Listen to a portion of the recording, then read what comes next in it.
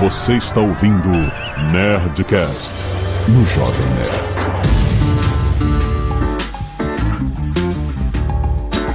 Lambda Nerds! Aqui não é o Alexandre Ottoni, estamos sob nova direção, aqui é Carlos Voltor e a gente vai hoje pecar. Olha, Carlos Pecador. Aqui é Catiuxa Barcelos e a era do bardo continua. Bom. Aqui quem fala é o Lodi. Tudo que quando era preto era do demônio e depois virou branco e foi aceito, eu vou chamar de blues. É isso. Oh. Aqui é o Max Valares e eu nunca mais convido ninguém pra entrar na minha casa. É importante. Tá certo, está certo. Oi, eu sou o Luquinhas e minha vingança será maligna. Muito bom. Obrigado pelo apoio, gente. Aqui é o Azaghal comendo sorvete, pipoca e pecado. Meu Deus. Muito bem, estamos aqui para falar sobre pecadores, mas antes disso, vamos o quê? Pros e-mails. Olha. Nossa, Olha, tristeza na voz. Não é? É, né? Porque a gente vai ter que parar pra falar de e-mails. Vamos. A gente quer pecar! Caraca, olha o Carlos. Vamos falar de pecado no dia da eleição do novo Papa. Olha aí. Eita. Papa americano. Já viram a música? Papa para americano. Canelada.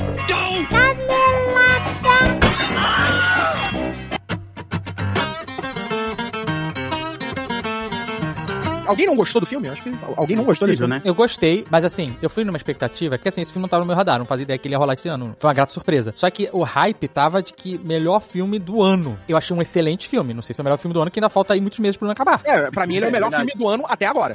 Acho que sim, né? Cara, eu achei ele fantástico e pra mim ele tava o oposto. Ele tava muito no meu radar quando eu tava no final do ano passado vendo o que ia estrear esse ano. E aí eu vi que ele já tava listado pra estrear e eu tava no hype porque já fazia muito tempo que eu tava assim torcendo. Cara, eu queria muito ver o Ryan Coogler voltando pro cinema autoral dele, porque vai lembrar, o Ryan Coogler ele despontou com o filme dele, o Fruitvale Station, na última parada de 2013, com o Michael B. Jordan também. E depois disso, o cara já foi fisgado pelos grandes estúdios pra fazer grandes franquias. Depois ele já foi pra fazer Creed, da franquia Rock, e depois ele foi pra fazer filme da Marvel, né? Então, ele já tava um tempão, mais de 10 anos, fazendo essas franquias, e eu ficava assim, ele é ótimo, baita diretor, puta roteirista, e gosto desse filme, mas eu tava assim, tipo, tá, mas o que ele consegue fazer de uma parada que vem da cabeça dele, sabe? Porque Fruitvale Station, inclusive, é um drama biográfico, né? Uma história real. Então eu ficava assim, pô, legal, agora vai ser um filme dele que é, tipo, uma história que ele inventou do zero, uma parada na cabeça dele, indo por cima no terror, que é um gênero que ele ainda não tinha abordado. Então, no meu caso, eu tava, assim, muito, muito atento e, felizmente, o cara superou as minhas expectativas. E um filme com recurso agora, né? Um filme autoral dele, com grana, Sim. com um elenco absurdo. Pra mim, o filme, ele é maravilhoso, principalmente em todo o seu formato musical. A música é o narrador da história. Isso pra mim foi uma surpresa, porque eu não esperava que a música seria um personagem tão forte no filme, a níveis metafóricos, né? Então, ainda mais quando ele traz o blues como até uma religião, e eu achei isso muito criativo, apesar de que a cultura pop, a cultura que a gente tem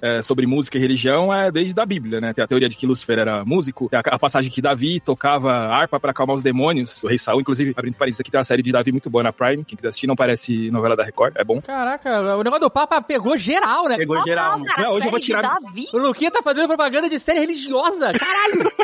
Hoje eu vou tirar minha carteirinha da Escola Bíblica Dominical. Mas pra encerrar aqui, no Senhor dos Anéis também o mundo é criado através da música. Então, quando o Ryan Coogler, ele traz o blues como uma religião dentro dessa história, eu achei, muito legal a abordagem dele. E não só como uma religião, né? Uma parada transcendental também, né? Que é muito foda você ver, assim, como ele vai trabalhando tudo isso, né? É a ideia de que a música, a dança, a expressão corporal, a expressão da música, ela unifica, ela une os povos, ela une as pessoas. Ela é em si só já uma visão meio que de religião, entre aspas, porque ela unifica as pessoas, traz as pessoas pra perto, ela traz as pessoas pra uma mesma sintonia. E ele trata isso no filme de uma maneira, porra, que eu achei sensacional. É tipo cultura, arte. Essas são coisas que a gente carrega muito dentro da gente, não importa aonde a gente seja levado, aonde a gente vá. Então quando a gente fala desses povos que foram tirados do canto deles, da cultura deles, do povo deles e que tentaram apagar essas culturas de todas as maneiras, mesmo que você chegue em uma terra sem nada, você chega em uma terra com a sua música, com a sua dança, com a sua expressão, com as suas histórias, sua arte, né? Na hora que o Buddy Guy lá tá tocando, no Buddy Guy criança, né? Tá tocando e ele chega lá na sintonia mística máxima, na música pura, e ele consegue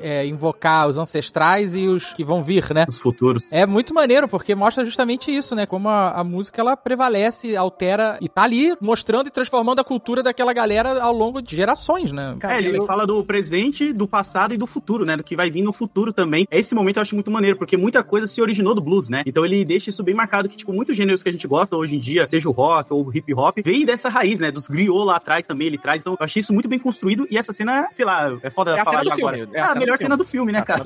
Artisticamente falando, é a melhor cena do filme. Cara, é surreal, porque ele podia fazer um filme que fala sobre música e que fala literalmente sobre isso, né? Os personagens debatem isso e traz de forma temática, mas o que eu acho legal é que ele dedica muito tempo pra fazer cenas de musical mesmo, assim, tipo, do gênero musical de cinema, sabe? Ele para tudo. Ok, agora vocês vão ver uma música e é uma cena longa e vai ser tipo, o que muita gente reclama, e eu entendo essas reclamações, apesar de eu gostar muito de musical também. Porque para tudo pra cantar e dançar, tipo, só que aqui, cara, é de um outro nível, porque ele para tudo mesmo, eles estão lá cantando, você vai ver uma dança e aí ele traz esse momento transcendental, como o Lodi falou, e é legal porque a técnica de câmera dele nesse momento é muito massa, porque uma coisa que a gente viu o Ryan Coogler trazer nos filmes de ação dele é que ele gosta de, em algum momento, trazer um plano longo, né? Então, no primeiro Pantera Negra tem a cena lá do cassino, que tem um plano longo gigante que vai, tipo, de 2 andares diferentes. Em Creed tem todo um pedaço de plano longuíssimo de uma luta, né? E aqui ele pega essa ideia, só que em vez de aplicar na ação, ele traz pro musical. Então essa cena, não só a ideia, o conceito é deslumbrante dessa ideia da conexão com o futuro, presente e passado, mas também o jeito que ele pega a câmera e é um plano muito longo, assim, de minutos, assim, de só passeando e vai pra cá e sobe e olha pra cima pra olhar pros céus e depois a câmera sobe e olha pra baixo e depois vai pra aquele cantinho e aí mostra agora os ancestrais até dos asiáticos. Então,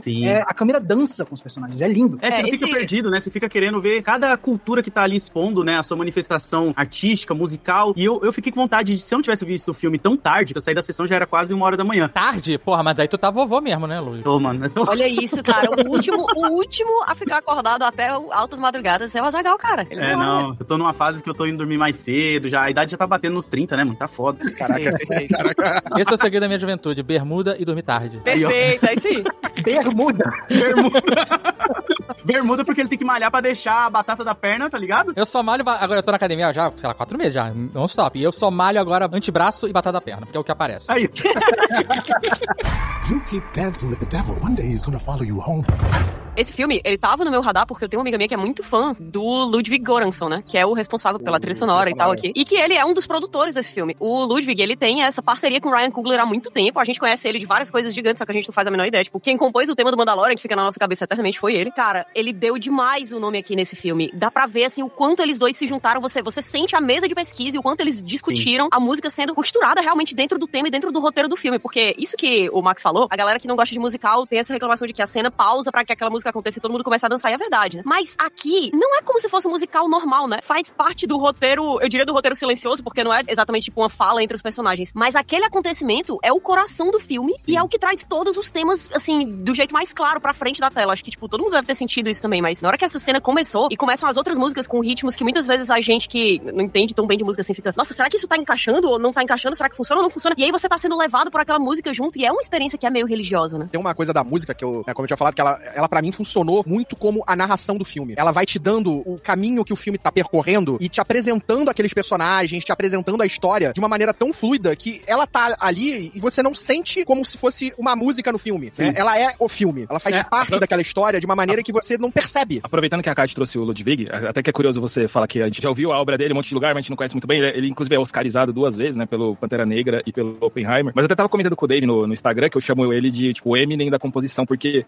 ele tá por trás de grandes obras da cultura. Tá? Ele tá por trás de grandes obras da cultura negra americana, desde o Childish Gambino, né? Que ele é o produtor, né? Do This Is America e das outras obras. O próprio Pantera Negra, que ele ganhou o Oscar. Agora esse filme. E é curioso porque isso também é tratado no filme, sobre essa mistura de cultura, apropriação e tudo mais. Não necessariamente desse tipo. Eu acho que por ele ser amigo do Ryan Coogler há muito tempo, ele conseguiu quebrar essa barreira, talvez, com ele e ser esse Eminem da composição. Eles estão conversando e aí, falando sobre a música ser transcendental, né? O Ludwig, ele fala que quando ele era criança, o pai dele era muito fã de blues. Então ele trazia os caras do blues pra tocar lá na Suécia, né? Ele é sueco. E aí ele foi meio que forjado nesse estilo antes de saber o que ele ia fazer da vida, se ele ia ser compositor ou não, o que ele ia compor esse filme. Então a música já tava criando seus laços ali transcendentais no compositor, fazendo com que a metáfora do filme fosse cada vez mais real, né? Isso é muito foda. Oh, muito foda. Eu acho muito legal porque ele tem muitas metáforas no filme, né? A gente vai discutir bastante coisas, assim, principalmente do figurino, a trilha sonora, os próprios nomes dos personagens. A gente tá falando de religião, né? Mas existe uma Elijah, né? Que também tem paradas com a Bíblia ali. Mas eu acho legal como a gente não chegou a comentar do acordo, né? Que o Ryan Coogler chegou a fazer com a Warner pra esse filme, que eu tava vendo na Vulture, e foi um acordo que, tipo, não é normal a galera fazer, que ele pediu pra...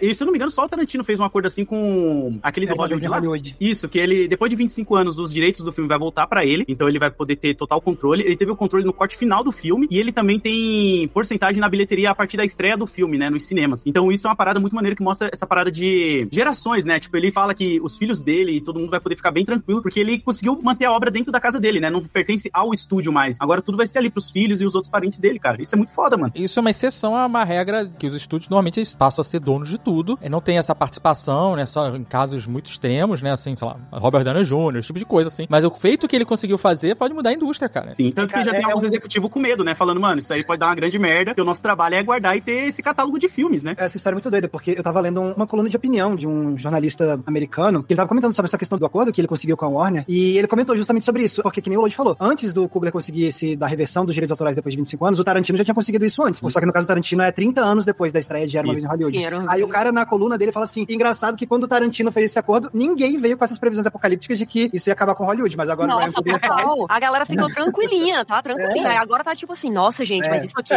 é isso, a gente tá ameaçando o nosso modelo. Qual será a diferença? Qual será o fator que deixou a galera em pé? Tem outras diferenças do tipo o tempo, né? A quantidade de filmes do Tarantino e de sucessos, né? O Ryan Coogler ainda é um diretor novo, tem filmes fodas, né? Mas ele ainda tem muito filme foda pra fazer. Com certeza. O Tarantino tá se aposentando já. O cara já tá falando que vai fazer só teatro agora, né? Outro dia eu vi uma declaração e ele falou: cinema morreu em 2019. Caralho. A parada Ou seja, ele é o Dave falando que depois o Nerdcast meu vai parar. É isso, basicamente.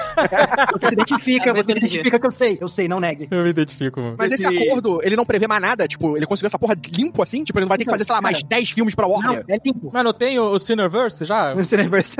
Tipo, porque esse foi filme autoral, sei lá, ele vai ter que dirigir agora quantos filmes a Warner quiser. Eu assisti os prequels dos Gêmeos, hein? Qual? Porra, ele fazendo lá, e, pô, Al Capone. Eles trampando com o Al Capone lá, né? Isso é legal. Dá realmente pra fazer um Cineverse, assim, porque o universo criado ali é interessantíssimo, né? Tá, e tem personagens que se mantêm, né? Que podem ser carregados de um filme pro outro, fazendo várias coisas diferentes. Inclusive porque a linguagem desse universo é a música. Isso é uma parada bem única nesse gênero, né? Assim, não eram só os negros que estavam lá fazendo música e tal. Os vampiros também estavam ali, sapateando, esquisitos, agora tocando banjo, sei lá. Que o Remy era irlandês, né? Eles estavam fazendo a dança irlandesa. Isso, né? fica popular. Mas por isso que esses executivos estão em choque, né? Porque imagina só, pega o John Singleton, Spike Lee, todos esses diretores negros como o Ryan Coogler que tá conseguindo fazer obras maravilhosas, agora eles são donos das próprias obras. Imagina se como vai tirar deles, né, esse poder. E outros diretores também, né, que podem começar a querer fazer a mesma coisa de acordo e tal. E esse acordo, essas 3 condições aí que o Lloyd listou, é tipo um iceberg do quão raro você consegue esse tipo de acordo, porque controle sobre o corte final não é tão raro assim de acontecer. Ainda não é todo diretor que consegue isso. Mas é raro. É raro, mas é uma coisa que já aconteceu várias vezes, mas tem que ser um diretor, assim, muito bem estabelecido. Não sei se foi no Globo de Ouro ou no Oscar, um dos discursos foi Globo de Ouro. O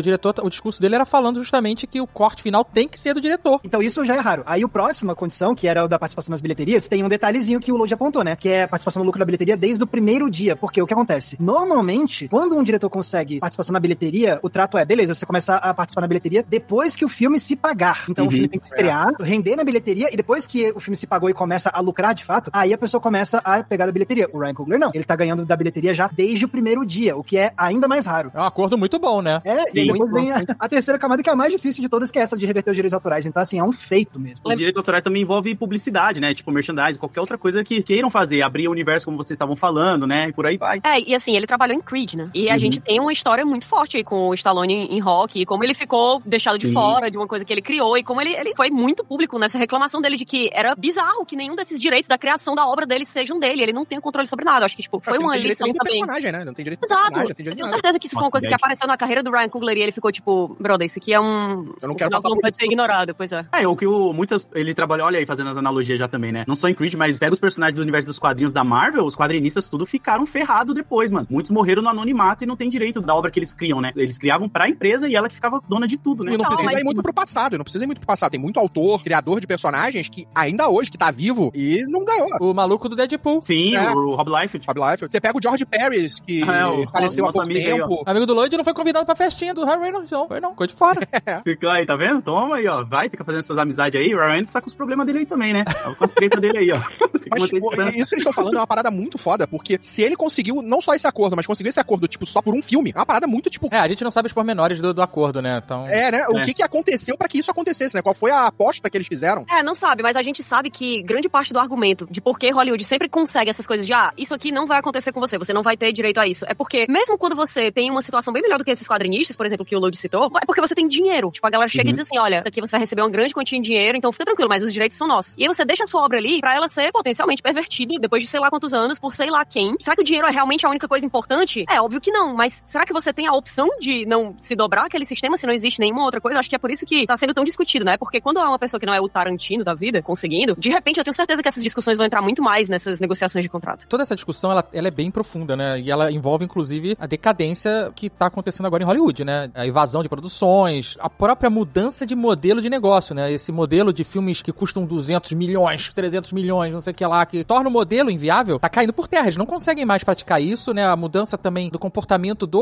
usuário, que tem ido muito menos às salas de cinema do que iam antigamente, né? Então, tá existindo uma tendência, por exemplo, até puxando sardinha aqui, por um modelo que a gente tá fazendo na própria carne, que é de autofinanciamento, filme independente, né? Assim, você vê 2 ganhadores de Oscar esse ano foram filmes independentes. Então, eu acho que o que a Warner fez foi ver um filme que poderia ter se tornado um filme independente, e ela falou assim, eu prefiro tentar agarrar esse filme da melhor forma que der pra mim, do que não pegar ele, sabe? Porque a Warner vem tomando uma lapada atrás da outra, não acerta nada mais, né? Mas eu ouvi uma fofoca aí, que eu não sei se é real, talvez se saibam, que esse filme era pra ser o do Blade também. Tem muitas ideias ali que o Ryan Coogler ia fazer no filme do Blade, a Marvel não curtiu, engavetou o filme e ele vendeu o roteiro. Não sei se é verdade, mas falam que esse lance dos vampiros e do blues era coisa que ele ia trabalhar no filme do Blade aí, cara. Ainda bem. Se fosse o Blade, era outro filme, né? Não tinha vampiro, é isso. Eu não cheguei a ouvir isso, eu não cheguei a ouvir essa história, mas, cara, tipo, faria sentido ele ter reaproveitado algumas ideias, né? Mas ao mesmo tempo também, tipo, eu tava vendo um monte de entrevistas assim, com o Ryan Coogler, dele contando da origem do projeto, e, tipo, ele conta que a origem é uma parada bem pessoal, assim, dele. Que ele queria, primeiro, fazer um filme de terror, porque ele tava falando nessa entrevista. Isso é um lado meu que geral não conhece, porque eu não fiz um filme de terror, mas eu sou fanático por terror, então eu queria fazer um filme de terror. E ele fala muito que ele lembrou muito do tio. Ele tinha um tio que era aquele tio que cresce muito perto de você, que é muito querido e tal, e que era um tio que ouvia muito blues, que apresentou blues pra ele, e o tio faleceu enquanto ele tava fazendo Creed, e ele ficou super pra baixo, que ele não podia ir no funeral e tudo mais, e ele ficou pensando muito nesse tio. E nessa história do blues e do blues, ele começou a pesquisar mais sobre a história do blues, e ele falou, cara, eu quero fazer uma história de terror nessa época, no Mississippi, que era de onde veio o tio dele e tal, então eu sei que muito da inspiração inicial vem desse lado, porém, também não descarto que ele deve ter aproveitado, então,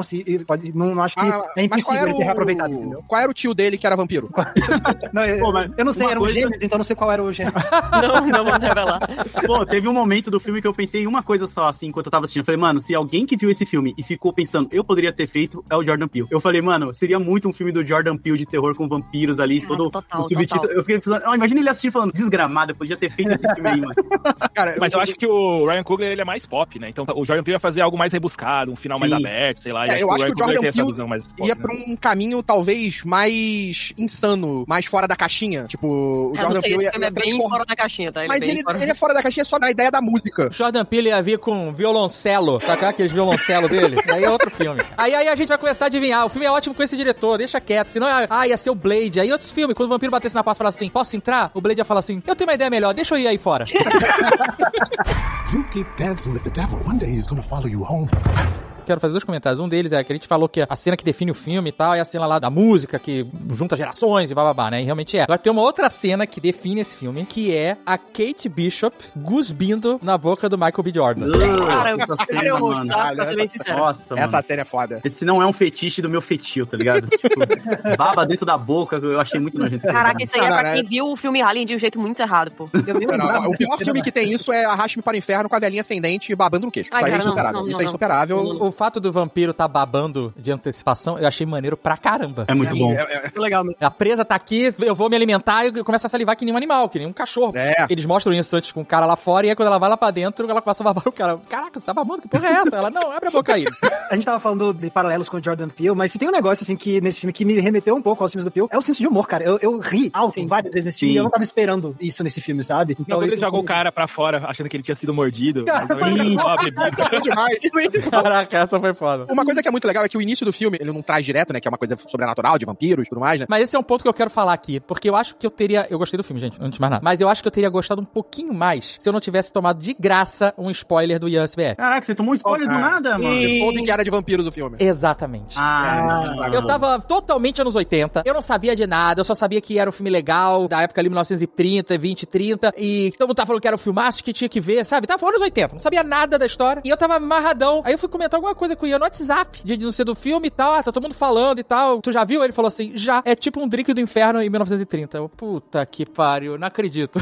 Eu vi o filme na pré-estreia, eu sabia que tinha sobrenatural, sabia que era terror, eu sabia que tinha alguma coisa. Eu não sabia o que era, né? Até pela propaganda que faziam do filme, falando do diabo, eu achei que era até alguma coisa de espírito, de demônio, que não era vampiro. Não, eu sabia que tinha vampiro e isso assim, não me estragou o filme nem um pouco, tá? Mas estragou a experiência de ter sido surpreendido com os vampiros, sabe? Nossa, porque não saber que é vampiro, mas saber que era Sobrenatural me dava muito uma pegada da encruzilhada, lá da coisa do pacto com o demônio, eu achei que ia ter alguma coisa disso. E quando começa o filme e a gente vê que eles são dois irmãos mafiosos, eu já tava, porra, eles fizeram alguma parada, mexeram com o demônio. Tem o garoto na igreja, né, e tem aqueles campos de algodão, tem toda essa estética. Toda essa pegada de que, porra, vai ser demônio, vai ser o diabo e eles fizeram o pacto. E aí quando aparecem os vampiros, eu fico, porra, que foda. Você não saber que é sobrenatural também deve ser muito massa, porque, tipo, quando a Anne aparece, ela começa a mostrar todas aquelas coisas que são, tipo, ervas e coisas do tipo, e um conhecimento ancestral, e aí tem toda essa discussão que é, tipo, isso aqui também é poder, carregar as histórias da nossa cultura, acreditar nelas, né, e levar isso pra frente também é poder. E aí ele chega e fala assim, não, poder é dinheiro, só existe esse poder. E aí, cara, porque assim, eu sou uma pessoa cética, né, apesar de eu achar tudo interessante, eu sou uma pessoa cética, infelizmente. E aí, chega o meio do filme e eu tô assim, caraca, o problema é que a KKK, que obviamente é um problema, e aí, não sei o que, do nada vampiro, é o brother, peraí, não tava preparada pra isso, sabe? É muito foda, mano. Eu fui ver o filme, infelizmente, já sabendo também que tinha vampiros, e eu fiquei o tempo todo, tipo, analisando justamente isso. Cara, como é que teria sido ver sem saber que era vampiros? E aí eu já começava a pensar, pô, é legal, porque aí tem a cena lá dos caras chegando na casa, e aí, tipo, você começa, peraí, por que o cara não tá entrando na casa, né? Por que ele tem todos que ser, os convites pra dentro de todas as casas deles são feitos de um jeito muito inteligente pra gente não saber de cara o que tá rolando ali. Adorei vampiro que segue regra, cara, adorei. Eu amo também, isso é muito massa. O Rogério do Rapadura, ele já tinha vindo falar pra mim assistir o filme, só que eu falei pra ele,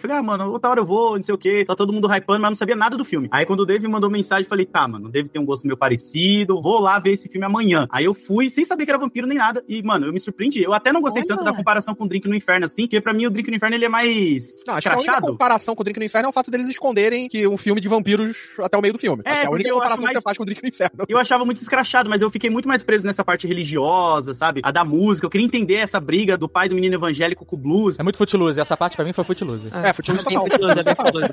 Vocês tiveram a impressão no início que era uma aventura RPG, que aí vai buscando o bardo. Road Trip, né?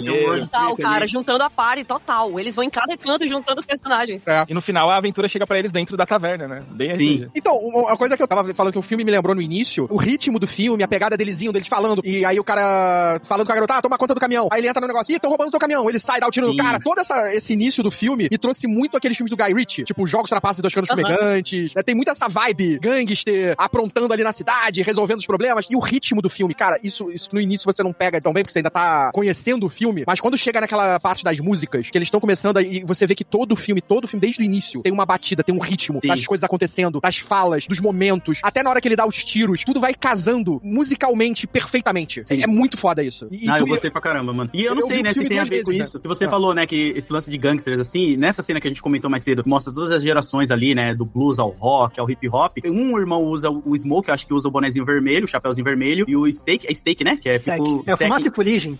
Fuligem, mano, eu fiquei meio, fuligem. Mas Smoke Stack junto é aquela chaminé de fábrica, sabe qual é? Porque pra mim os bonezinhos que eles usavam ali, um usava azul e outro vermelho, representavam os Bloods e os Creeps também, sabe? Como se fosse... Caraca, que louco. Mas pode ser, porque tá cheio dessas linguagens dentro do filme. Tem bastante coisa, assim, que eu olhei e falei, pô, será que é por causa dos Bloods e os Creeps? Porque mostra uma hora os Bloods e os Creeps nessa transcendência da música ali, mostra eles jogando, eles dançando ali e tal. Mas será que a união das gangues, sabe? Os irmãos, que eles têm esse laço, né? Da irmandade muito forte. Eu achei bem interessante. Cara, e é muito doido, cara, que massa isso você ter falado, Lodi, porque aí eu fico pensando como o filme fala dessa ideia dos grandes músicos que conseguem, tipo, unir, né? Sim. E aí eu fiquei lembrando de quando o Kendrick Lamar tava tendo a treta com o Drake e ele foi tocar pela primeira vez ao vivo o Not Like Us. E aí o que foi histórico, a galera comentando que ele foi cantar ao vivo e aí subiu, tipo, no palco membros das duas gangues rivais pra dançar junto no palco, né? Então é tipo... Mas antes disso, o Pac, ele foi o cara que ele uniu os Bloods e os Creeps, ele fez um acordo...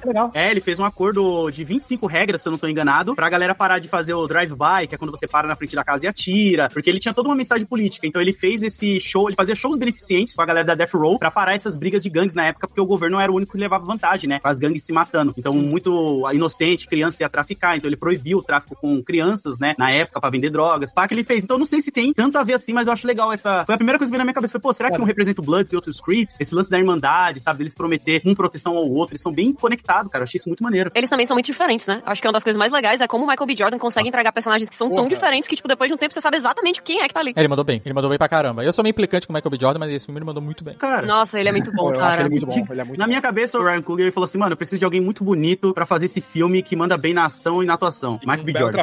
Só que eu preciso de outra pessoa que tem a mesma característica. Eu não vou ter que colocar duas vezes o mesmo cara.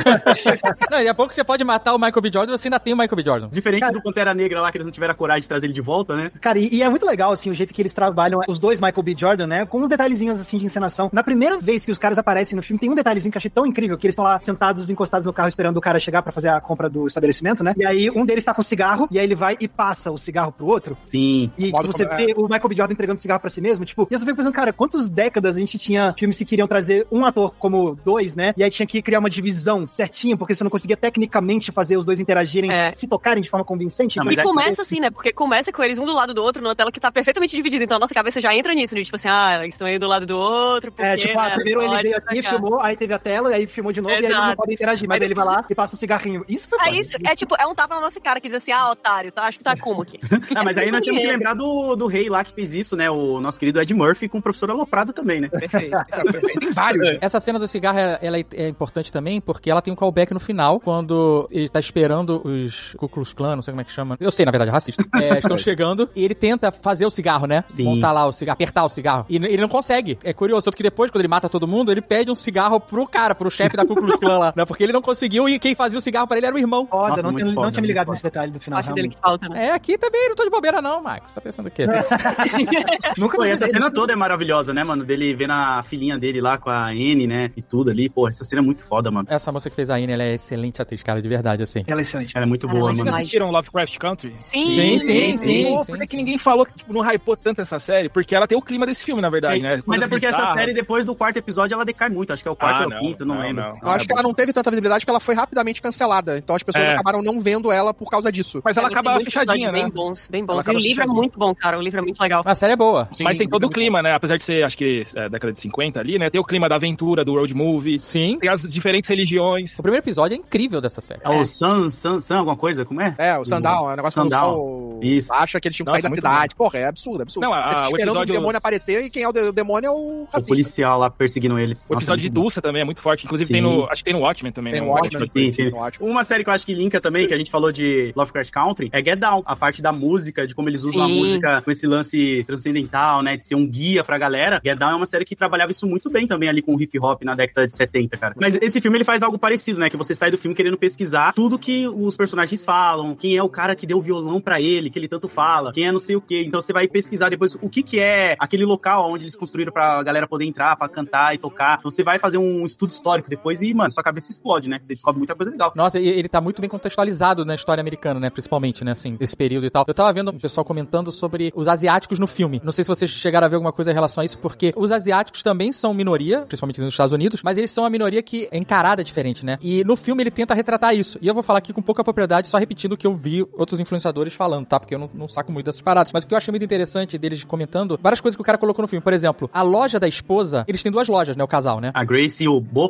Isso. A loja do marido é no bairro negro. A loja da esposa é no bairro branco. Sim, do outro lado da rua, né? Então, eles estão divididos. E aí, um cara tava comentando, um influenciador que eu tava vendo o vídeo, comentando que o marido, ele é o cara que é mais pró-comunidade. Ele é o aliado dos negros. Ele tá lá no meio deles, gosta deles, quer participar. A esposa, não. Ela só quer estar ali pra ganhar dinheiro. Ela só tá enquanto ela tem alguma vantagem. Tanto que ela que negocia, né, com ele os valores, ela que vai falar. Sim. E quando começa a dar merda, ela que fala, vambora. O marido queria ficar pra ajudar e ela fala, não, eu não vim aqui eu só vim aqui pra ganhar meu dinheiro, eu não vim aqui pra me meter em confusão. E tanto que ela que faz a merda no final. Exato. Abrir a porta e chamar todo mundo. Chamar os vampiros pra entrar. E é claro que essa dinâmica, ela não tá no dia a dia do brasileiro, né? Porque isso é algo muito específico da cultura americana, onde essas comunidades interagem mais, mas de forma diferente, né? E eu achei muito interessante, porque todos os influenciadores que eu vi falando sobre isso, falavam desse aspecto, né? De como os asiáticos têm esse comportamento dentro da cultura e da sociedade americana. E eles apontam como o filme refletiu isso bem, sabe? É uma pegada muito forte, porque os negros americanos, né? Eles foram levados lá pra serem escravos, enquanto os asiáticos, eles imigram pra trabalhar. Uhum. Então, eles não foram escravizados dentro dos Estados Unidos, mas eles eram considerados também segunda classe, mas eles vão como trabalho. Então, existe essa divisão e essa ponto de visão de cada um ali. Sabe quem trabalhou isso legal foi o Spike Lee também, não Faça a Coisa Certa, né? Que tem lá o comércio, tem o outro comércio do italiano, né? Que ele trabalha na pizzaria. Ele mostra essa diferença cultural deles ali. E quando explode lá a raiva deles, eles querem destruir também o comércio japonês ali da galera, né? Tem uma série que chama Warrior, que acho que tá na HBO, que é de porrada, boa, né? De boa, Kung Fu e tal. Mas tem todo esse background acho que é do final do século ali, dos imigrantes chineses, como os próprios chineses dominam hierarquicamente, né? Em divisão de classes ali, outros chineses contrabandeiam. Aí tem algumas participações da polícia, que a polícia são os brancos americanos, tem alguns imigrantes também. Então dá um contexto interessante sobre... Até o próprio filme fala isso, né? Tem o imigrante irlandês, tem os indígenas, como cada um coexiste ali naquele universo chamado Estados Unidos. Né? Que houve a grande imigração chinesa para os Estados Unidos, acontece ali no século XIX, que foi para a construção das ferrovias, né? Então você teve uma grande imigração chinesa para os Estados Unidos e essa comunidade cresceu bastante. Só que eles tomaram conta de territórios, né? Então tem só Chinatown. É louco como o asiático, sei lá, vou usar o K-pop, que bebeu no R&B, no blues, no pop americano, que vem do blues, né? E aí hoje o pop americano bebe do K-pop pra poder fazer suas músicas, só que tudo aí lá do blues, né? Então isso é muito louco. Sim. Volta naquilo, né, mano? Tudo se originou ali no blues, criou essas ramificações, assim, né, muito poderosa. O Carlinhos, ele comentou, né, dos indígenas, eu achei bem interessante como os indígenas, ele tem um papel de como se eles conhecessem muito aquilo que eles estão indo na porta da mulher, falando, ó, a gente sabe o que entrou aí, a gente sabe como destruir isso, cuidar disso, mas se você não quer, tudo bem. E quando vai pra Anne, ela fala que ouviu falar, porque não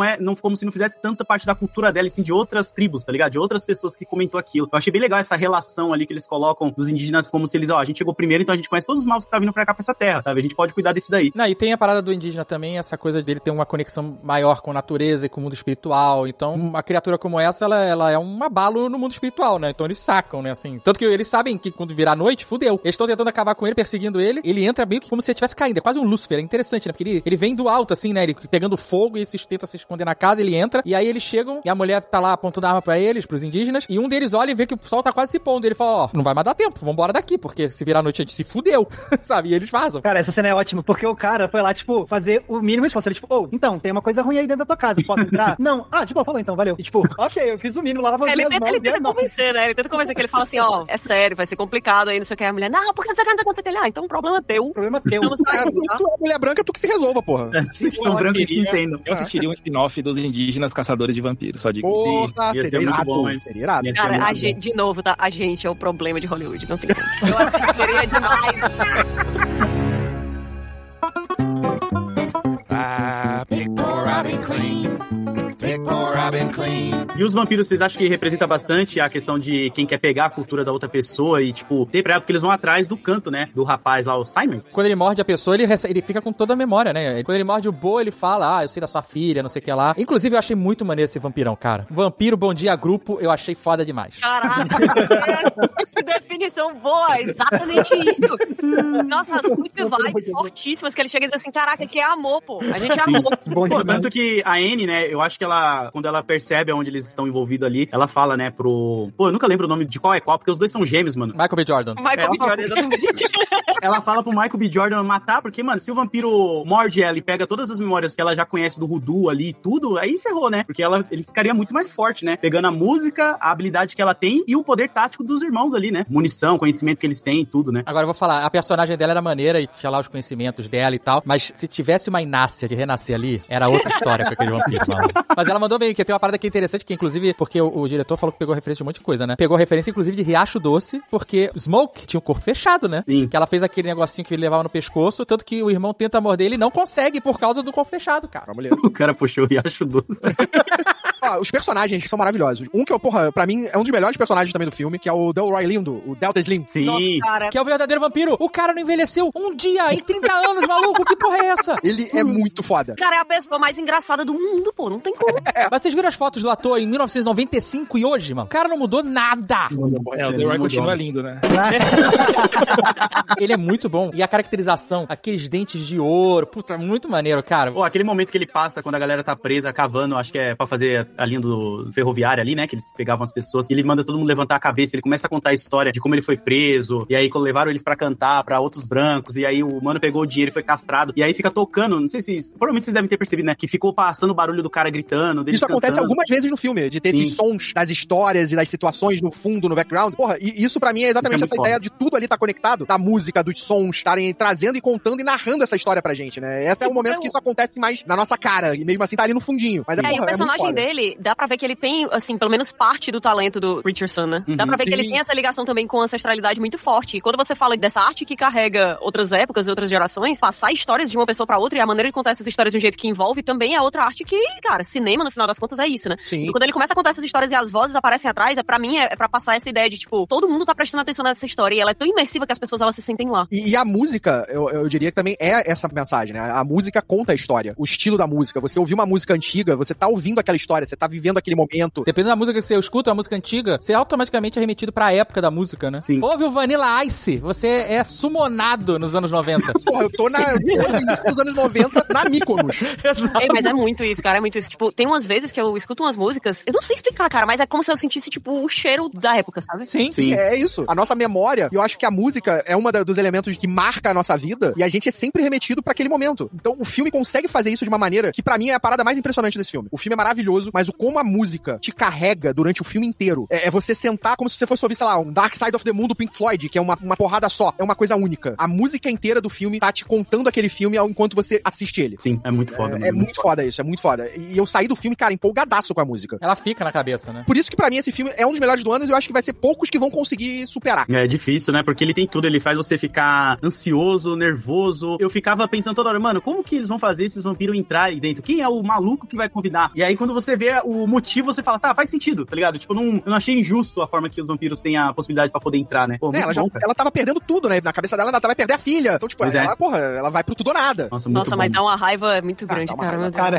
outra coisa que eu achei muito legal numa entrevista que eu vi com o Ryan Coogler, que ele tava falando assim, isso é o Ryan Coogler falando, tipo, eu tô parafraseando ele disse assim, nós aqui nos Estados Unidos, o público de cinema negro americano, nós somos conhecidos por falar com o filme quando a gente tá no cinema, né? Tipo, isso é uma coisa que, sei lá, se você vê Pânico 2, né? E você vê em vários filmes isso é representado, assim, o público negro no cinema que tá vendo um filme de terror e fica falando, gritando e tudo mais pro filme, né? E aí o Ryan Coogler falou, eu fiz esse filme pensando que eu queria que as pessoas ficassem reagindo e gritando pro filme. E eu pensei, era isso que ele tava pensando quando ele fez a Grace, falou assim, pode entrar seus filhos da puta, não sei o que. Isso faz muito a comoção que foi no cinema, na minha sala, quando ela falou isso, foi tipo, todo mundo, tipo, você ouviu, tipo, uma galera falando, não, sabe, tipo, é muito foda, é muito foda. O Lodge, assim, eu vou expor aqui, o Lodge tava falando que ele foi ver numa sala vazia, né? Sim. O que é show. Porém, ver esse filme com uma galera em volta, desde que não seja uma galera também sem noção que fica jogando a luz do celular na tua cara, a galera que tá imersa na experiência do filme, a experiência coletiva de ver com a galera da sua volta desse filme também é muito legal. Mas deve ser foda, eu fico pensando na faixa etária da idade dessa galera, né, mano? Porque eu vou ver os adolescentes, tá tudo fazendo vídeo, filmando, fazendo piada, e aí eu perco a imersão, eu fico puto. Lodge, a galera, os 30 bateram mesmo.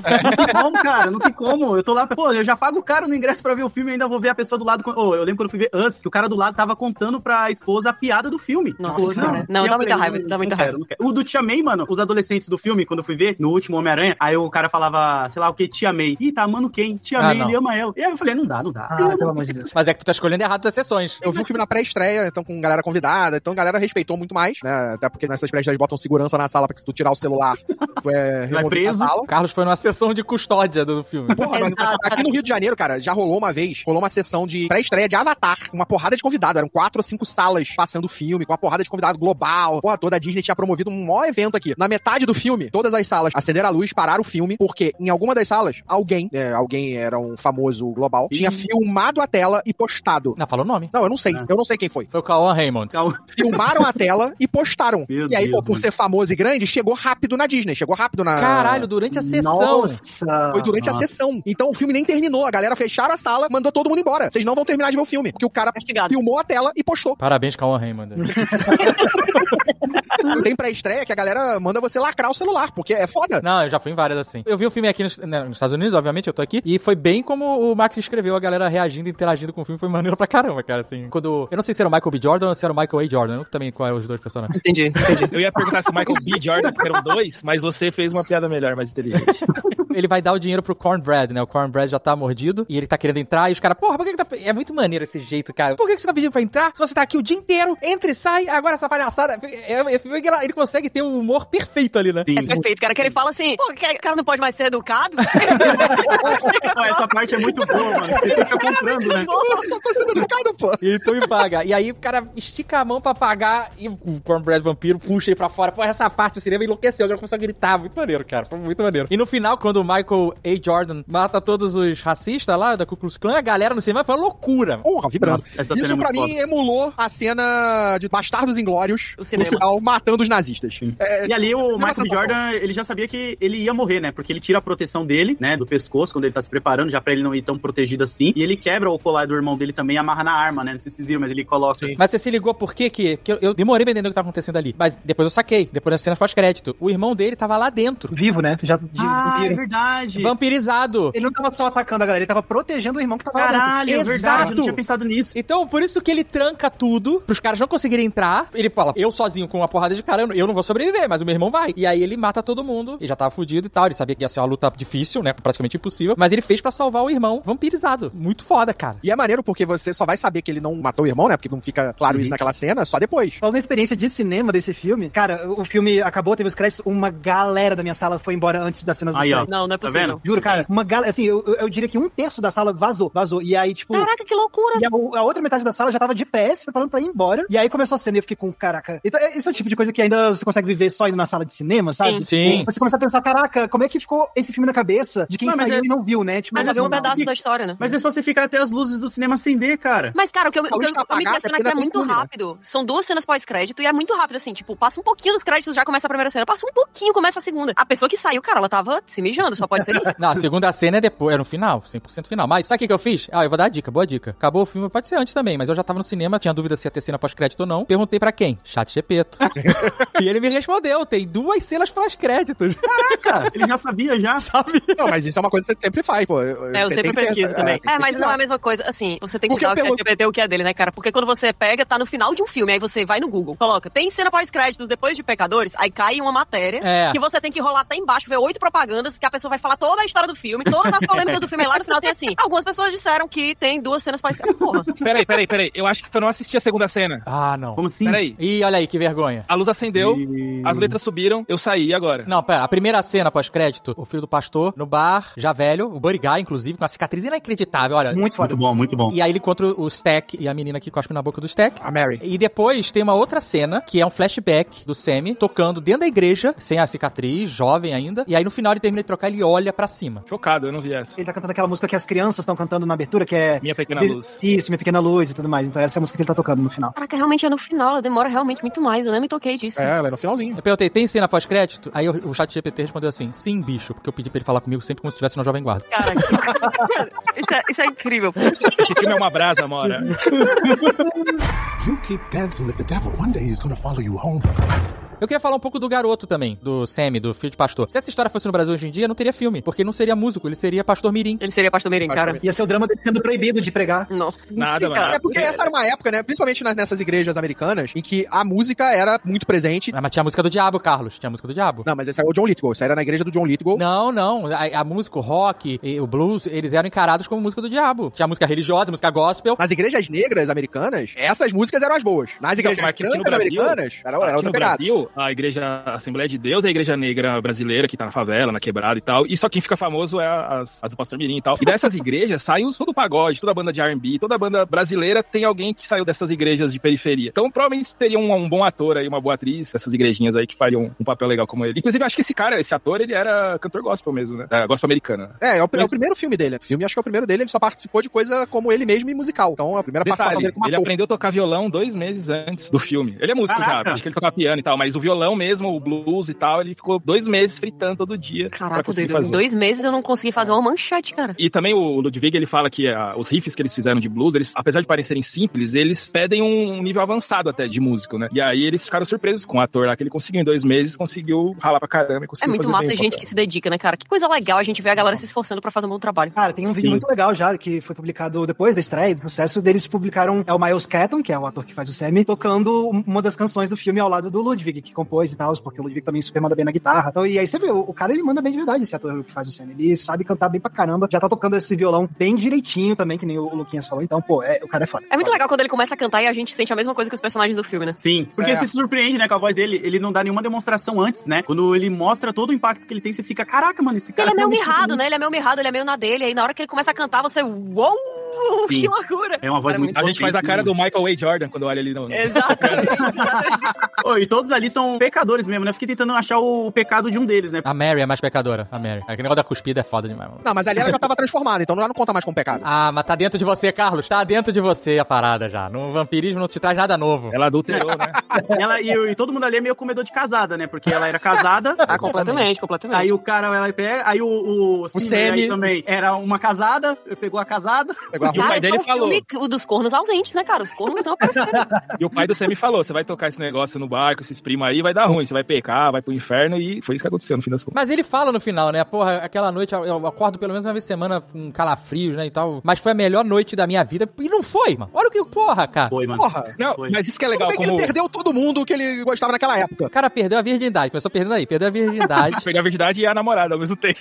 Mas foi intenso. Às vezes é melhor assim também. Tanto que ele dá o nome da namorada, né, pro bar, né? Mas o cara saiu disso, sobreviveu. O único sobrevivente da parada toda com uma cicatriz inacreditável. Maluco. Muito foda mesmo. Vamos lá, a gente tava falando dela. De quem? A Hailey Steinfeld, da Mary. A Kate Bishop. A Kate Bishop tá maravilhosa nesse filme. Muito boa, muito Ela é boa. boa demais, Ela é cara. muito boa e ela é uma das pessoas mais bonitas de Hollywood de hoje em dia. Chega e desconcentra, assim. Não, e ela canta, ela tem... Canta, ela tem hit, né? Ela tem hit pop. Tem música. Porra, ela é muito foda. Eu fiquei um tempão tentando reconhecer ela. Sabe quando você, eu conheço você de algum lugar? Eu tava assim. Aham. Quem é essa garota? Quem é essa garota? Aí eu não, cara, não acredito que é Kate. Não.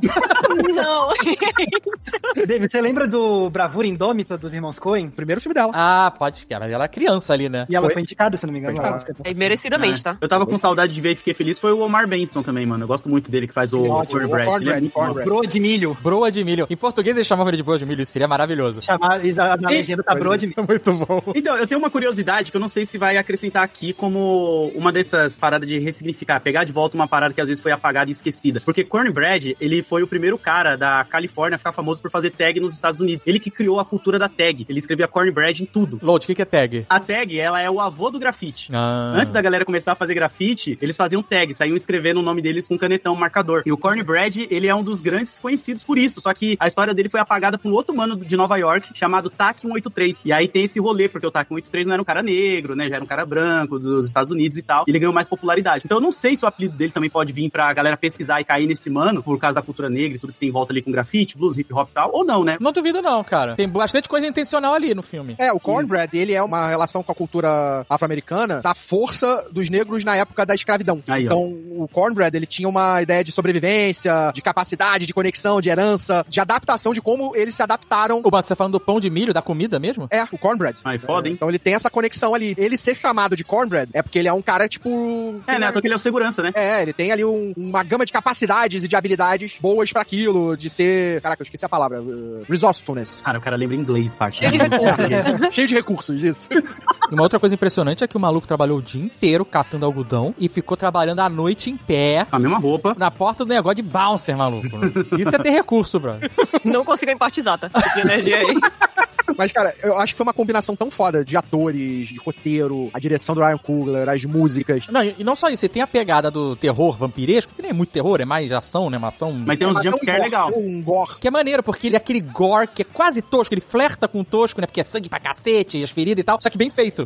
Referenciando aqueles filmes antigos de terror, né? E tal. Eu achei muito maneiro a estética dessa parte do Michael A. Jordan toma uma mordida no pescoço e fica lá a mordida aberta, balançando quando ele fala, sabe? Não cicatriza, né? Pô, eu achei muito maneiro, cara. Assim, eu achei a estética vampirística e dos efeitos meio que práticos ali de sangue mesmo, sabe? Eu achei muito maneiro, cara. No início eles matam a cobra e ela morre igualzinho o Michael A. Jordan, né? Fica com o pescoço nos buracos, o sangue saindo, né? Não tinha percebido isso. Caraca. E essa cena é muito maneira, porque logo de cara, né? Logo no início do filme, né? A gente já vê como os dois irmãos são quase que uma entidade só. Eles trabalhando juntos, né? Tipo, um agindo pra chamar atenção, o outro atacando. É foda, eu queria ver agora realmente toda a cena Cuidado.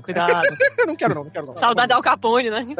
Porque até pra contextualizar, esse filme se passa nesse período, né? Na época de máfia. A história ali por trás do que tá acontecendo é que eles roubaram a cerveja irlandesa e o vinho dos italianos e estão querendo desovar isso tudo o mais rápido possível. E a grana do Al Capone. Isso, então eles estão querendo desovar isso tudo pra vazar. E tá tendo uma guerra entre máfia italiana e máfia irlandesa por causa disso, porque eles fizeram essa merda toda, vazaram, né? Tanto que tem uns easter eggs que você acha na internet do jornais que mostram, né, a manchete sobre isso, né? Que tá tendo uma guerra entre a máfia italiana e a máfia irlandesa e tal. E a culpa seria deles, dos irmãos. Eles que causaram a porra da guerra toda. Tem um outro easter egg que é um jornal, uma manchete de jornal, assim, da época, falando desse... 20 anos antes, na real, falando de um navio que chegou no porto onde toda a tripulação tava morta e tinha sangue no convés e tal. E não tinha mais tripulação, que era o vampiro chegando na América. Caraca, que foda. Eles podiam fazer uma série, mano, sobre o passado dos irmãos, o relacionamento com o pai, que era abusivo, batia muito no outro irmão, que eles relatam, né, e tudo. Isso é interessante. Outra coisa que é legal falar é como o Ryan Coogler continua criando vilões que não são tão simples, né? O lance todo do vampiro principal ser irlandês, é muito interessante isso dele querer se reconectar com as raízes dele, ao mesmo tempo que ele tá querendo fazer uma cultura homogênea, que no final das contas é uma memória homogênea, é um apagamento cultural único, né? É a ideia do vilão que você, em algum momento, empatiza, né? Porque ele vira assim e fala pra eles, pô, isso que tá rolando aí com vocês, isso aconteceu com o meu povo também, com os irlandeses, que é tipo a relação com o catolicismo, e a forma como os irlandeses eram tratados quando eles imigraram pros Estados Unidos. Então ele tenta vir com esse papo de tipo, não, pô, nós não somos tão diferentes assim, sendo que... que eles não eram considerados brancos também, os irlandeses, quando eles chegaram lá, mas eles acabaram entrando nessa cultura de um jeito que eles se tornaram brancos, né? Então é isso, ele tá querendo convencer, não, pô, a gente é a mesma coisa, eu sei exatamente política, só que ele tá usando isso como um discursinho só pra, no final das contas, reproduzir com eles o que fizeram com o povo dele irlandês, né? Mas é interessante como o Ryan Coogler trabalha essa mitologia vampírica, né? As regras do vampirismo, né? Tem um negócio que a gente já falou de pedir licença pra entrar, escarrada de água de picles com ar, essas coisas, né? Que afetam os vampiros. Eu achava que você ia falar de novo da Kate Bishop cuspindo, eu ia falar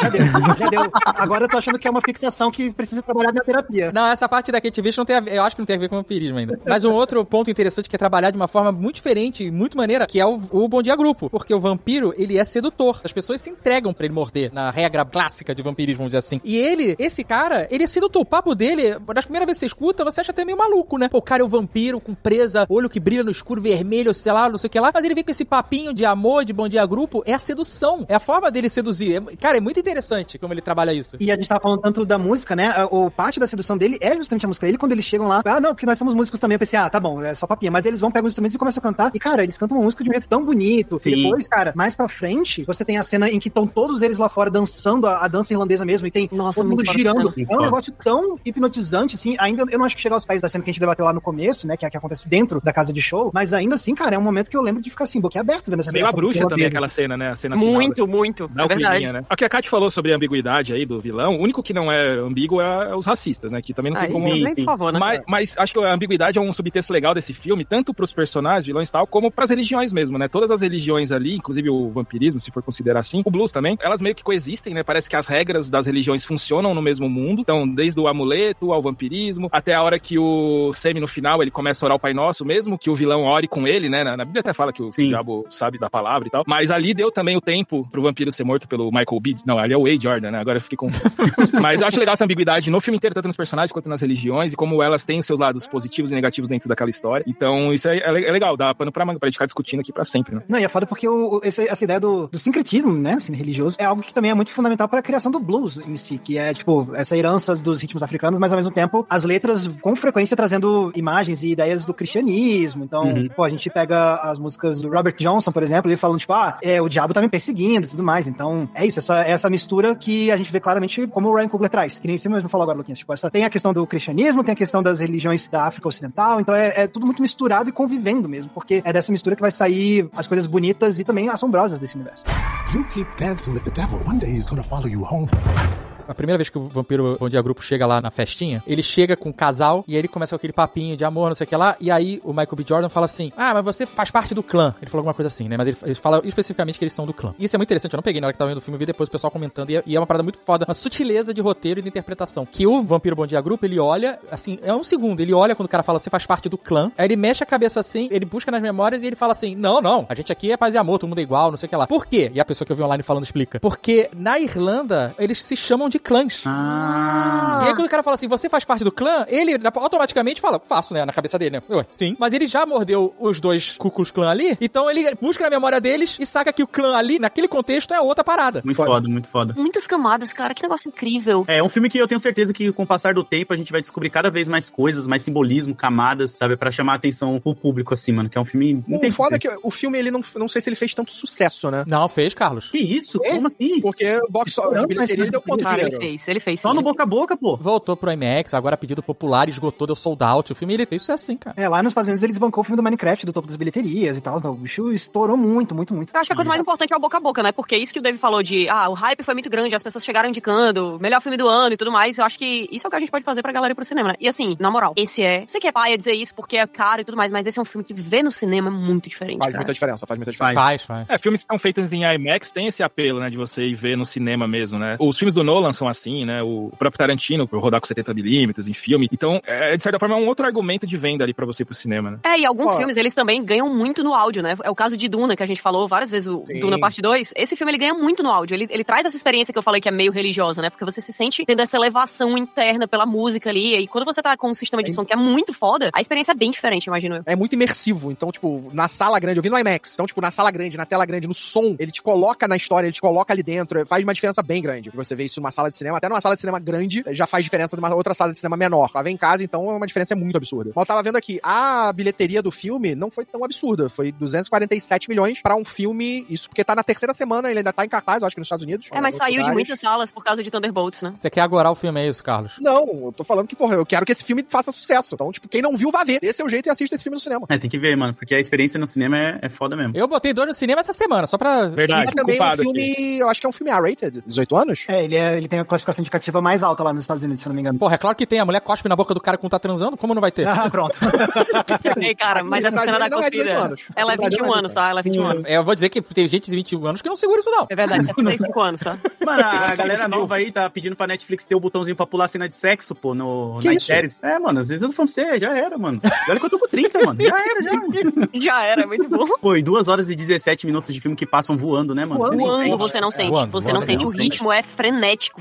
Eu fico muito triste por uma pessoa que vai assistir esse filme olhando de vez em quando no celular, cara. Tem duas coisas do desenho de edição que eu achei muito legal. Uma é os match cuts, né, de edição, que tem momentos que um vai abrir a porta do celeiro e abre a porta da igreja e tal, mas esse é o match cut visual, mas tem vários de som também. E tem uma outra coisa que eu achei legal, tem um momento que a trilha sonora, ela não está na cena, né, mas ao mesmo tempo ela começa a se mesclar com alguém tocando piano ou participando da cena, mas de uma forma bem sutil. Pô, isso como criação, até o desenho de som mesmo planejado, é muito complexo, até porque é um trabalho de edição mesmo junto com o desenho de som, né, não é cada um fazendo o seu, né. Nitidamente a música tá pensada junto com o filme. Não é uma coisa, eu acho que, tipo, fizeram a música depois. Não, com certeza. Tudo foi construído junto, durante a filmagem, durante o tempo do filme, durante cada batida da música. Então, tipo, esse filme, pra mim, ele tem uma construção de som, mixagem de áudio, tipo, de edição. Ele é muito absurdo. Cara, é muito legal. Eu tava vendo um vídeo hoje falando sobre essa questão do uso da música durante a gravação. O Ryan Coogler tava num tapete vermelho, acho que era no Met Gala, o evento lá em Nova York, que é um monte de celebridade, vestido de um jeito super, né, espalhafatoso e tal, super temático. Uma pessoa pergunta pro Ryan Coogler, tem alguma canção, assim, de música pop que tava na sua cabeça que vocês usaram? E aí ele falou, pô, tinha algumas canções que a gente dava pra alguns atores pra criar meio que um clima da relação. Então, tipo, se eu não me engano, a personagem da Amy e... não vou mais lembrar, mas aí tinha uma música que era da Lauryn Hill, que era uma música que ele passou assim, essa é uma música que pra mim representa muito o que tem que ter da dinâmica entre vocês dois e tudo mais. E aí foi doido que ele tava falando isso e alguém cutuca ele e fala assim, olha quem tá atrás de você. Enquanto você tá falando isso aí, ele olha pra trás, é a Lauryn Hill atrás dele. Meu Deus! Caraca, mano. E aí, só que a Lauryn Hill nem se tocou, então. E aí você vê o Ryan Coogler, tipo, ele fica nervoso, ele tipo, caraca, ela tá, tipo, aqui atrás de mim, sabe? É muito foda esse momento.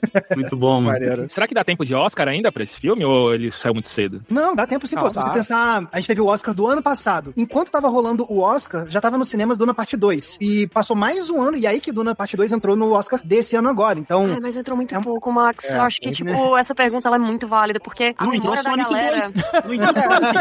Com a regra agora de que os votantes do Oscar têm que assistir todos os filmes... Mas você viu? Tem essa nova regra, né? O espírito de porco do ser humano, ele não tem limite. Porque a galera que vota, eles estão envolvidos com isso. Eles fazem parte dessa indústria, né? Eles são artistas, eles são técnicos, mas eles, teoricamente, deveriam amar isso e né, viver isso, consumir isso. E os caras me mandam, eu só vou dar play, botar no mudo e abrir uma outra aba. Nossa, que malditos, doido. É que é tipo assim, eles só sabem se a gente deu play, não sabem se a gente tá lá assistindo. Aí o cara vai colocar o play no filme, vai embora de casa porque ele odeia cinema. A esse ponto, sai da academia, meu amigo. Vai se fuder, né, cara? Que porra é essa? O que esse cara tá fazendo lá, votando, né? Exatamente, o que ele tá votando. Eu perguntei porque, independente de qualquer filme que sai até o fim do ano, a trilha sonora vai ser o terceiro Oscar do Ludizinho. Então, merecido, né, cara? Merecido demais. Tipo, tecnicamente, esse filme pra mim é foda. Desenho de som também tem que entrar, pelo menos na indicação, porque é um absurdo, aquilo é um absurdo. Não, assim, ele tem toda a possibilidade. Depende do quanto a Warner vai trabalhar a campanha do filme na época, né? Então, relançar em IMAX, streaming, mandar pra todo mundo. Não sei, eles têm que trabalhar forte a campanha do filme no Oscar, né? Ao mesmo tempo que eu gosto do pôster, que ele não revela muito, mas tem um pôster que eu achei muito ruim, mano, que é aquele que é só o Michael B. Jordan com uma arma. Eu achei que era um filme de ação genérico, tá ligado? Quando eu vi o pôster, falei, nossa, deve ser um filme de ação genérico que o Michael B. Jordan é protagonista, sabe? Não vou nem pecadores, tá ligado? É que é complicado, né? Porque tudo que você fala desse filme pra explicar um pouco mais qual é o enredo dele, você acaba... Filme, né? Exato, você acaba fazendo essa experiência de, tipo, a pessoa sabia coisas que deixaram a experiência um pouco pior. Mas o pôster que tem os dois juntos é bem melhor do que esse aí. Sim, que tem um que tem todo mundo ali também, né? Não, que tem o Michael A. Jordan e o B. Jordan juntos. Eu já achei ele melhor.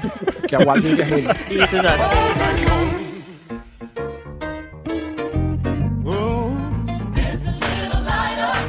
Posso trazer as teorias da Bíblia que eu achei aqui? Manda aí, você tá indicando série da Amazon. Gostei, tá? Ele tá inspirado pelo novo Papa, é isso. É isso. Na Bíblia tem uma personagem chamada Ana, né? Ela não podia ter filhos, assim como a Anne, que não tem filhos, porque ela perdeu a filha do Michael A. Jordan, ou B. Jordan, agora eu perdi. Mas ela pede pra Deus, Deus dá pra ela um filho que chama Samuel, ou Semi. Ela pede pra Deus, se você me der um filho, eu vou oferecer a você como seu servo. E essa é a questão dele no filme, né, do Semi, né? Seguir a igreja, a vontade do pai, ou seguir o blues, que é a vontade dele, né? Essa dualidade. Aí, nessa mesma galera ali, tem um profeta que chama Eli, ele tem 2 filhos. Isso é uma relação já de de segunda camada, mas achei interessante. Eli é um profeta que tem 2 filhos, e eles são loucura, pecadores e tal. E aí Deus fala pra esse Eli que os filhos dele estão pecando muito, estão fazendo merda, e que ele vai matar todo mundo. Os filhos dele chamam Hofni e Finéias. Hofni, eu perguntei pro ChatGPT, o que Hofni significa? Alguém que age com força bruta. Enquanto Finéias significa alguém que fala com autoridade, assim como o Michael A. Jordan e o B. Jordan. O de azul, que é o Smoke, né, é o porradeiro, é o quieto, é o frio, e o de vermelho é o mais, o da lábia doce ali, que ele vai jogando as palavras e tal. Então tem essa brincadeira ali na mesma galera. E por último, Elias, que é o Elijah, e Elias é o mesmo nome, né, com traduções diferentes. Na Bíblia ele era um profeta também que ele confrontava os discípulos de Baal, que é um deus antigo lá, que era considerado o diabo. E aí também os dois confrontam os servos do diabo aí, que sejam no filme. Eu achei algumas teorias, eu fui fuçando aqui, achei outras, achei interessante, porque tem muito dessas brincadeiras com o cristianismo nesse filme também. Parabéns, Luquinhas. Caraca,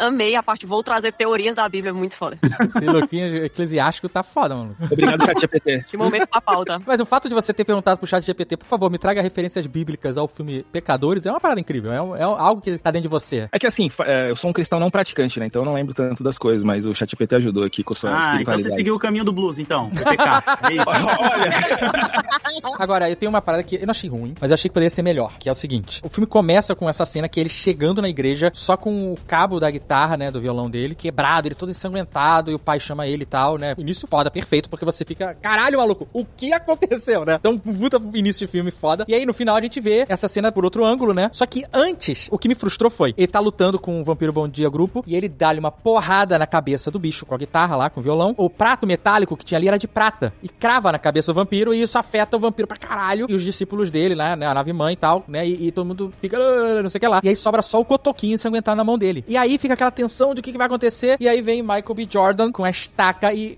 mata o vampiro por trás. Isso pra mim foi muito anticlimático, cara. Eu achei que ia matar com o cabo do violão, mano. Exato, cara. Se o moleque ou alguém, se o cabo do violão tivesse sido usado pra matar o vampiro, isso seria épico demais. Nossa, eu tive certeza, cara. Era perfeito pra isso. Ele chegando, era uma estaca ali, cara. Não é? Até porque, nesse momento, na luta final que eles estão ali naquele lago, naquele rio, sei lá o que é aquilo que eu não lembro exatamente agora, parece até uma cena de batismo, né? Porque eles começam a rezar e ele fica tentando afogar o moleque como se estivesse batizando ele. Nossa, ele vai enfiar o braço do violão no peito dele, vai matar, vai ser perfeito. Aí não foi, né? Veio o B. Jordan por trás e matou. O Michael A. Jordan chegou rápido ali porque tava todo mundo desorientado, ou foi meio que um Deus Ex Machina, assim, meio... Não, os outros estavam queimando, né? Por causa do sol já? Não tava nascendo já o sol? Pô, mas ele chega exatamente no momento, a estaca bem no momento que o sol aparece, que aí começa a queimar o vampiro. Ele teve que andar lá do celeiro até entrar na água atrás do cara. E eu entendo que narrativamente, o arco e tal, esse momento foi feito pra isso acontecer, e é o nosso herói do filme ali, né? Mas pra mim, foi muito anticlimático não ter sido o cabo da guitarra. Ali ia ser muito foda se fosse, mano. Nossa, tem toda a razão, cara. Eu esperava muito que fosse. Quando ele chegou ali, porque, né, filme de vampiro. A ideia de que ele vai chegar ali com um violão partido ao meio, ele não usou, ele destaca a madeira na mão dele. É. Nossa, ali vai esvaziar. Mas esse lance do violão bater na cabeça e a parte de prata prejudicar ele, isso aí foi maneiro pra caramba também, mano. Foi legal pra caralho. Foi muito legal, não tava esperando não, mano. Porque é um violão que depois eles linkam, né? Que ele fala que ganhou do Robert, não lembro o nome do cara agora. Ele fica falando, aí ele, no final, o Abe Jordan revela que é mentira, né? Que aquele violão era do pai dele. Tipo, isso, é. Não tinha nada de especial. E esse é o violão da trilha sonora mesmo, que o Ludwig usou. Maneiro, foda, irado. You keep dancing with the devil. One day he's gonna follow you home. Quero falar das cenas pós-créditos. As duas cenas pós-crédito tem paradas muito interessantes que vale discutir aqui, que são as seguintes, né? A primeira cena pós-crédito, como já falou, o filho do pastor, que é o Buddy Guy, né? Interpretado pelo Buddy Guy, sim. Foi convidado e o cara perguntou se você quer participar ali. Qualquer coisa que ajude a manter o blues vivo, eu tô dentro. Olha isso, mano. Muito foda a resposta do cara, né? E o cara é uma lenda, né, do blues e tal. E aí tem essa cena que ele tá fazendo o show, acabou, ele tá ali tomando uma biritinha e tal, e aí, ó, tem 2 fãs aí que ofereceram uma grana pra entrar pra te ver, $200 e tal. E ele, tá bom, vai. Quem aparece? Os nossos vampirudos, Michael B. Jordan e a Kate Bishop. E eles entram, e aí, nossa, ele sobreviveu. Aí você amarra com o resto lá. Eu não consegui entender como ela sobreviveu. Então, eu ia perguntar Ela isso fugiu, também, ela foge. Tem uma hora que ela corre. A Anne explica, e eu não entendi isso muito bem, que tem alguns tipos de vampiro, né? Tem o vampirão chefe, tem os vampiros Minion, e tem os vampiros de olho azul, que era o Michael B. Jordan e a Kate Bishop, que não sofrem tanto quanto os Minions. Por isso que eles sobreviveram. Porque quando o vampiro nave-mãe é atacado, os outros sofrem, né? Sofrem as dores dele e tal. E no caso deles dois, eles não sentiram tanto, né? Tem essa parada. Tanto que o Michael B. Jordan, assim, ele tá escondido dentro da casa, beleza. Mas ela tava lá de fora correndo, no sol, sabe? Até ela achar um abrigo, o que seja. Mas tudo bem. Sobreviveram, aparecem lá, tem uma conversa, e fala que foi a melhor noite da vida dele, não sei o que lá, e ele vai embora. Não, antes disso, né? Eles estão com um figurino que é muito a moda dos anos 90. Ali, né? Cara, ele tá com uma essa moda dos 90 dos negros americanos, né, é muito foda. É uma das estéticas mais icônicas que já existiram. E eles entram ali segurando completamente. Nossa, ela é com um chiclete ou um pirulito? Sim. Acho que é um pirulito. É muito bom, cara. E ele tá com aqueles óculos, eles fazem tudo funcionar. Nossa, eu amei aquilo ali, amei. A ideia de que eles estão passando todos esses anos, né, mas incorporando a estética do povo deles e carregando aquilo. E é legal também, porque essa moda, ela voltou agora, né, recentemente. E aí você vê a galera usando isso completamente separado do contexto do qual aquela moda vem. Mas eles estão usando aquelas roupas dentro do contexto onde aquilo ali foi criado, né? Aquela estética foi criada. Que é tudo a ver com a discussão do filme. E aí, essa cena tem umas frases interessantes, mas que eu vou comentar só depois que eu comentar a segunda cena pós-crédito, que os nossos amigos aqui não viram, que é justamente o Sammy tocando dentro da igreja. É um flashback, ele ainda não passou por toda aquela maluquice lá dos vampiros. E aí, no final, ele termina a música e ele olha pra cima. E aí fica a dúvida, por que ele olhou? Na minha concepção, na minha interpretação, esse garoto bom, garoto bonito, garoto talentoso, fez um pacto com o diabo ali, naquele momento. Cara, eu tava esperando você falar isso pra dizer que eu discordo completamente. Ah, é, Max? Então por que não tem reflexo no espelho quando chegam os vampiros e o único reflexo é do barman? Quê? É, Max Valarezo. Caraca, dobrou. Não, trucou. Não, mas quem não tem reflexo é... No gagueja não. No gagueja não. Não, caraca, tá, ok, esse detalhe eu não vi. Caraca, ele virou um vampiro também, pô. Sim, ele chegou ao auge da fama ali, né? Ele não tem alma. Ele fez um pacto. Ele fala que, eu tô sentindo que eu tô chegando no fim, não sei o que, porque o pacto dele tá no final. E ele fez um pacto pra ficar famoso. Cara, isso é muito história de blues, de rock, do cara que faz um pacto com o demônio pra ficar famoso, pra ser virtuoso. É, a história da encruzilhada, Robert Johnson. Sim, é um mito famoso, né? Eu vi essa história num canal que chama Entre Planos, que é um canal mais ou menos. Exatamente, Assim, mas... muito obrigado.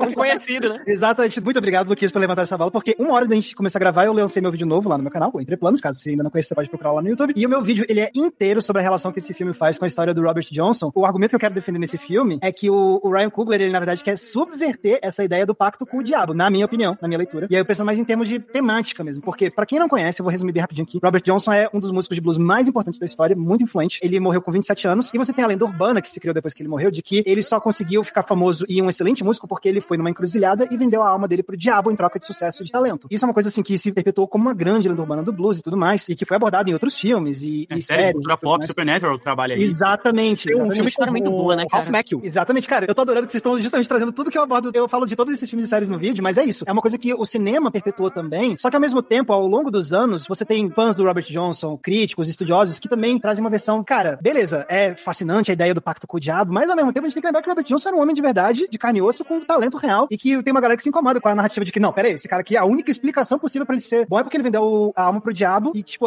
muita gente acha que é uma forma de negar ao Robert Johnson de verdade o talento dele, e só a possibilidade dele ter sido fodão e pronto, e um cara que se aplicou na arte dele, entendeu? Cara, mas imagina você ser tão bom que a galera acha que só é possível se você tiver feito um pacto com o demônio. Que negócio incrível. Também, assim...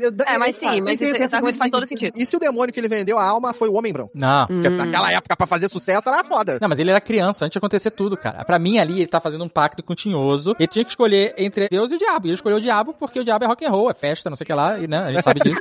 Mas isso que o Kakio falou faz bastante sentido, né? Porque é falado no próprio filme que as pessoas brancas, elas gostam do blues, mas não gostam das pessoas que fazem o blues. Sim. E é falado também que ele quer sair dali pra ir pra Chicago, né? Ele quer sair do Mississippi pra ir pra Chicago. O Michael Way e o B. Jordan, eles falam que, olha, não é tão diferente daqui, é basicamente a mesma coisa. Então ele teria que, de certa forma, vender a alma pro diabo no sentido de entrar nos moldes dessas pessoas brancas que mandam na indústria do entretenimento pra que ele conseguisse chegar a esse nível de fama, né? Esse sentido, pra mim, ele é isso, tem isso. Não tinha pensado por esse lado. No meu caso, o que eu fico pensando é que... Porque pra mim, esse filme gira tanto em torno de como o Ryan Coogler quer fazer a gente se encantar com o talento natural desses artistas, né? Então, o jeito como ele retrata o Sammy, quando o Sammy tá lá, novinho, e começa a tocar, e aí a gente tem aquela cena transcendental que a gente debateu tanto, cara, pra mim, isso é o Ryan Coogler falando assim, cara, você tem músicos que são só fodas e pronto, eles são... Esse talento vem do coração deles, entendeu? E que é tão impressionante que isso é deles, não é o diabo que deu, isso nasceu de dentro deles mesmo. E aí eu fico pensando nisso, que quando eu enxergo desse lado, eu penso que não deixa de ser uma forma de contestar essa ideia, essa narrativa de que, um cara como Robert Johnson só poderia ter sido foda porque ele vendeu a alma pro diabo. E aí quando chega essa cena final, pra mim convence ainda mais essa leitura, porque tipo, o Robert Johnson, ele vendeu a alma pro diabo e ficou famoso e tudo mais. Aí se eu enxergo que o Sammy não vendeu a alma pro diabo, e ele conseguiu ter sucesso, virou uma lenda, aquele lugar onde ele tá tocando é um lugar dele, o próprio Zagal comentou isso lá atrás, se vocês repararem nessa cena, tá escrito lá no fundo, ele tá tocando num lugar chamado Pearl Lynn, que é o nome da menina, né? Então o que isso deixa implícito? Que aquele lugar é um lugar que ele criou, aquela casa de show dele, que ele fundou, então ele virou um homem de negócios de sucesso, assim como o próprio Buddy Guy, que interpreta ele nesse final, é um puta do músico, uma lenda, e também um homem de negócios de sucesso, porque o próprio Buddy Guy criou a sua própria casa de blues, que se chama Buddy Guy's Legends. O B.B. King tem a casa de blues que ele criou também, que é o B.B. King's Blues House. É a franquia, inclusive, né, essa aí. Então eu penso que, assim, a gente vê o Sammy virou esse cara de sucesso, uma lenda do blues, um homem de negócios de sucesso, e aí eu fico pensando, cara, e ele conseguiu isso pelo talento dele, e não por causa do diabo, e pelo contrário, não foi porque o diabo tava lá ali do lado dele dando essas coisas pra ele, não, porque o diabo, o pecado, ficou longe, e ficou longe, por causa do trato que o Fumaça fez, que o Smoke fez. Ele fez um pacto, pro diabo, entre aspas, ficar longe do Sammy, e foi isso que permitiu ele desaflorar esse talento inteiro pro mundo inteiro ver, entendeu? Então pra mim, eu acho que, quando eu interpreto por essa lógica de que, tipo, ele não vendeu a alma do diabo, eu acho que é uma coisa que me faz admirar ainda mais o Sammy como esse artista artista genuíno, que pra mim é um dos grandes propósitos do Ryan Coogler com esse filme. A forma que o filme se apresenta, de toda a mística que ela coloca atrás da música, que ele coloca ali atrás dessas pessoas, né? Porque o vampiro é atraído por ele, porque ele transmite essa aura. Você ali, você O pode pai dele fala, né? Você fica dançando com o diabo, uma hora ele vai te seguir até em casa, né? Ali, você pode até trazer uma tradução do tipo, o céu tá observando ele, né? Que o olhar pro céu é que, tipo, ele é quase que um anjo ali no meio de eu entendi mais ou menos assim também. Pra mim, nessa cena, quando ele olha pra cima, é quase como se ele estivesse enxergando e escolhendo o divino dentro dele versus aquele divino que o pai dele queria que ele seguisse, né? Porque, tipo, pra seguir o caminho que o pai dele quer, ele tem necessariamente que abrir mão desse talento supernatural que ele tem. E é um talento que, apesar do pai querer dizer que aquilo é errado, que aquilo ali é o pecado, o talento dele é, entre aspas, divino também. É completamente divino, e é ancestral, né? É ancestral porque é colocado em vários momentos ali, que aquela religião que o pai dele tá trazendo ali pra galera, que tá dando esse senso de comunidade também pra galera, ela também é uma religião que não é a que eles tinham originalmente, não é a religião de onde eles vêm. É uma coisa que eles também acabaram incorporando. Então, tipo, essa ancestralidade é uma coisa que o Sammy carrega dentro dele. É ele aceitando essa ancestralidade e resolvendo percorrer o caminho que não seria o mais seguro pra fazer o que ele fala, né? Que é, tipo, o que quer que seja que vai deixar o blues vivo, eu vou fazer. Outra coisa que me faz também achar que, ainda mais essa cena, a última de todas, né? Que ainda me faz achar que também é essa questão do ele deixando o talento dele, ser o talento dele mesmo, que é isso que vai trazer o sucesso e não um trato com o diabo, é a letra da música que ele tá tocando nessa cena final, que é a do eu vou deixar essa minha pequena luz brilhar. É, tipo, ele vai deixar o talento dele ser exposto pro mundo, entendeu? E é dele, e não porque o diabo deu esse sucesso pra ele. Se a gente considerar que o blues é uma religião também no filme, talvez o pacto dele tenha sido com o blues. Porque o pai dele, a igreja tem música, o pai dele não fala pra ele largar a música, o pai dele fala pra ele largar o blues. E ele ainda tá segurando o violão e ele fala, larga isso daí. Isso pode ter uma interpretação, porque pacto ele tem, a alma ele vendeu pro blues. Ele vendeu pra alguém a alma, e não tem reflexo no espelho, gente. Esse argumento é forte demais, tá? Eu tô aqui a música que ele canta, que ele fala assim, pai, perdão porque eu menti pra você, eu escolhi o blues, né? Acho que é mais ou menos isso o refrão que ele fala, na música que ele compõe pro pai. E aí é meio que isso, né? Ele não tá negando a música, ele tá negando as outras religiões, no caso do pai dele, o cristianismo, em troca do blues em si, né? Como estilo, né? É assim, além da criatividade dele, além da capacidade dele, é o próprio blues como espiritualidade mesmo. Sei lá, viajei aqui. Não, concordo, acho que faz todo sentido. Caraca, achei, na verdade, excelente. Ó, vocês estão falando de pacto de diabo aí, mas a gente sabe que a maioria dos artistas famosos fazem pacto com o demônio, como a Xuxa, né? Eu gostei dessa certeza, Load. Gostei, continua. A Xuxa, ela é a personificação do pacto, né, mano? Até hoje ela não pode fazer o sinal lá que a galera fala isso, o vinil ao contrário. A menina teve carreira internacional, quase teve um filho do Michael Jackson. What? Pô, não tava sabendo disso, não? Calma. Eu tô muito desorientado agora, que isso, cara? O O Michael Jackson ligou pra ela e queria ter um filho com ela?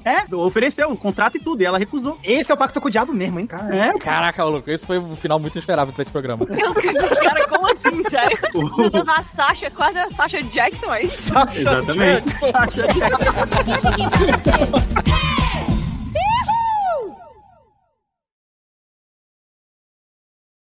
Teve lá em Neverland, né, na mansão dele, acho que nos anos 90. E, porra, ele adorou ela, eles ficaram um tempão lá conversando e ele fez uma proposta de que ela tivesse um filho dele. E aí com o contrato, tudo certinho, e ela recusou. Caraca, maluco. Com o contrato, tudo certinho. Incrível, tá? Essa frase muito bom, né? É muito bom. É importante a história. Mas quem recusou foi ela ou foi a Marlene? Dizem que foi ela, né? Foi ela que recusou. Ela foi sozinha. Cara, com certeza foi a Marlene Matos, meu Deus, eu vejo ela agindo, eu vejo Na verdade, eu acho que seria o segundo. Se fosse a Marlene, eu acho que ela teria topado. Mano, mas é foda que quando eu tava vendo o documentário da Xuxa, que ela conta tudo isso, mostra a Marlene, eu tava do lado da Marlene, mano. Por muito tempo ali, eu acho que a Marlene foi injustiçada em algumas coisas, mano. Caraca, o Load veio com tudo mesmo. Se não fosse a Marlene, não existiria a Xuxa, mano. Não, beleza. Mas também, se não houvesse o pai do Michael Jackson... Não existiria o Michael Jackson. As pérolas, elas são formadas dentro das ostras quando a areia entra e irrita elas, né, mano? Então... Caraca, aí veio sabedoria. É isso. Você quer que as pessoas se transformem em diamantes sob pressão. Exatamente, senão elas serão carvão para sempre. Este Nerdcast foi editado por Radiofobia, podcast e multimídia.